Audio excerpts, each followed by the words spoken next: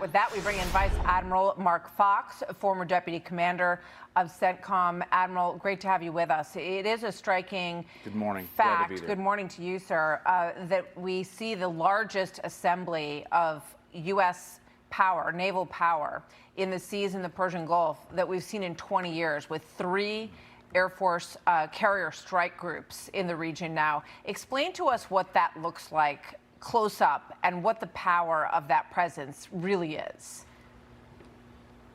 Well, a Navy carrier strike group independently has its own ability to understand has an awareness of what's going on around it with the E2s and all of the different sensors that go along with it. When you have 2 and now 3, what you've done, it's not just a linear increase in capability, it's more of a geometric increase in that now you can truly have 24/7 operations with big overlaps when you choose to have 2 carriers operating at the same time. So it brings an enormous amount of flexibility and increased capability with having 3 carrier strike groups operating together. We heard Secretary of War Pete Hegseth say this morning that President Trump has given them the green light to start going after these Iranian small fast boats, the so-called Mosquito fleet. Take a listen. President Trump has authorized the United States Navy to destroy any Iranian fast boats that attempt to put mines in the water or disrupt passage through the Strait of Hormuz, to shoot and kill. Our commanders have clear rules of engagement. If Iran is putting mines in the water or otherwise threatening American commercial shipping or American forces, we will shoot to destroy. No hesitation. Vice Admiral, I sometimes forget just how big Iran is. It's basically the size of Alaska. It's got a huge coastline. How realistic is it, or how difficult is it going to be to find those small little ships on a coastline that big?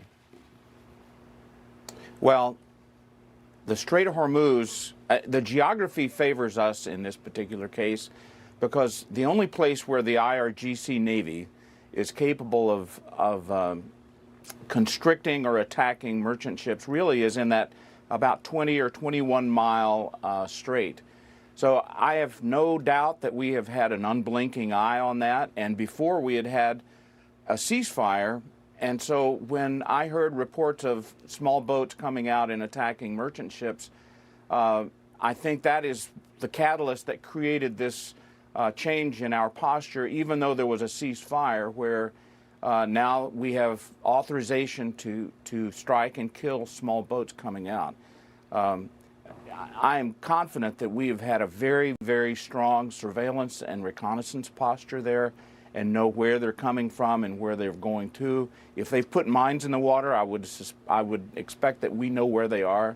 So there's a new wrinkle in the rules of engagement that now it's not a wrinkle, it's a big positive thing now to say, okay, you can kill those small boats if or when they come out. Yeah, I mean, it's an international waterway, so that would have really always been in effect. You can't mine an international waterway for sure. So when you read these other stories that are out there, Admiral, about how we're pulling all of our assets to one place, that we're lowering our stockpile of munitions, and some people think that's a concern when you look at China, big meeting coming soon with President Xi next month. What do you say about that? Well, I think personally that this is a good shot of adrenaline to our industrial base, our defense industrial base. We need to reconstitute our ability to rearm and to produce the capabilities that allow our nation to essentially deter our enemies.